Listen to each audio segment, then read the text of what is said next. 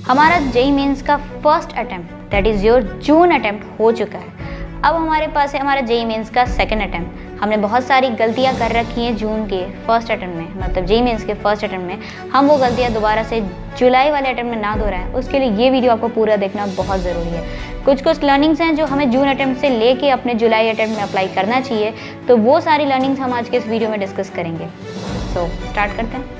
तो सबसे पहला टिप ये है कि डू लर्न द फॉर्मूलाज, मतलब ये कि जो क्वेश्चंस हैं वो फार्मूला बेस्ड भी आ रहे हैं। तो कोई ऐसे टॉपिक्स है जो आपने टच ही नहीं करे, जो आपने पढ़े ही नहीं, और वहाँ से जो क्वेश्चंस आ रहे हैं वो बिल्कुल फार्मूला बेस्ड आ रहे हैं, और वहाँ से जब वो क्वेश्चन छूट रहा है तो बड़ा रिग्रेट हो रहा है। ठीक है, तो मेक श्योर करो कि तुम सारे फार्मूलाज एटलीस्ट याद कर लो।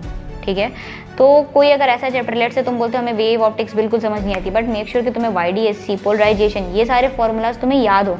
ठीक है, इफ़ इन केस यहाँ से इजी क्वेश्चन आते हैं, फार्मूला बेस्ड क्वेश्चन आते हैं, तो तुम उनको कर लो, क्योंकि तुम्हें 4 नंबर से मतलब है। डजंट मैटर कि वो 4 नंबर रोटेशन से आ रहे हैं या फिर YDSC से आ रहे हैं, right. What is our second tip? So the second tip is make ABC list. पहले आप 3 कॉलम बना दो। ठीक है, A लिखो, B लिखो एंड देन C लिखो। तो A में वो चैप्टर्स लिखो जो आपके एकदम बढ़िया से डन है, पूरा कॉन्फिडेंस है, भाई साहब ज़्यादा कुछ नहीं करना, मेंस लेवल के क्वेश्चन अच्छे से बन जा रहे हैं। B में वो चैप्टर्स लिखो जो आते तो हैं बट अच्छे से नहीं आते, मतलब प्रैक्टिस छूटी हुई है। अगर हम प्रैक्टिस करते हैं तो वो बेटर हो जाएगा, हमारा बढ़िया हो जाएगा। और C ऐसे हैं जो हमने टच ही नहीं करा है, पढ़ा ही नहीं है, या किसी ज़माने में पढ़े थे, अभी तो कोई उनसे मतलब नहीं, कुछ नहीं याद है हमें। तो ध्यान से सुनो, जो A वाले हैं उनको कुछ नहीं करना है क्योंकि ऑलरेडी तुमको आ रहा है। मेक श्योर करो कि इन 10 से 12 दिन में जो तुम्हारे B वाले टॉपिक्स हैं उनको तुम उठा के A मिला दो। ठीक है, और जो C वाले हैं उनके एटलीस्ट फॉर्मूलाज याद कर लो and that's it. Got it. A वाले को एज इट इज छोड़ दो, रिवीजन करते रहो। B वाले को अच्छे से तैयार करके A मिलाओ, उनकी प्रैक्टिस बढ़ा दो। ठीक है, और इस टाइम पे स्पून फीडिंग नहीं करना है। ऐसा नहीं है कि थोड़ा सा C का उठा लिया, थोड़ा सा B का उठा लिया, थोड़ा सा A का उठा लिया, नहीं। B वाले को अच्छे से करके A मिलाओ, C वाले का सिर्फ और सिर्फ फार्मूला याद कर लो। ठीक है, अगर C वाले इजी चैप्टर्स हैं, जैसे कि जो फार्मूला बेस्ड क्वेश्चंस आते हैं जिन चैप्टर से, तो अगर वो तुम्हारे C में लाई कर रहे हैं तो उनके एटलीस्ट फार्मूला अच्छे से कर लो। ओके। थर्ड टिप, तो यार देखो PYQs को हम बहुत इग्नोर करते हैं, बस लास्ट मोमेंट पे I want to tell you all कि यार PYQs आर मस्ट। ठीक है, 19, 20, 21 के PYQs बहुत ज़रूरी है, बट हमारे पास बहुत ज़्यादा दिन नहीं बचा है कि हम पूरे PYQs करें, तो बट एटलीस्ट 20, 21 के तो कर ही लो PYQs। ठीक है, कोई चैप्टर मान लो तुम्हारे पास 10 चैप्टर हैं जो कि B में है, तो उन 10 चैप्टर को तुम्हें A में लाना है, मतलब कि अगर उनसे क्वेश्चन है तो 80%, 90% चांसेस होगा कि तुम क्वेश्चन बना लोगे। तो अब उन चैप्टर्स को जो कि B में हैं उनके PYQs 2020 के एंड 2021 के तुम करो, और अच्छे से करो, खुद से करो, सो दैट उनके ऊपर कॉन्फिडेंस आ जाए और वो B वाले चैप्टर्स तुम्हारे फाइनली A वाले में आ जाए। ओके, तो आप स्क्रीन पे देख सकते हो कि हमने जून एनालिसिस करी है फिजिक्स के लिए। तो हमारा मॉडर्न फिजिक्स से 60 क्वेश्चंस आए थे, हीट एंड थर्मो से 35 क्वेश्चंस थे, रे वेव ऑप्टिक्स से हमारा मतलब ऑप्टिक्स से ओवरऑल 34 क्वेश्चंस था, इलेक्ट्रोस्टैटिक से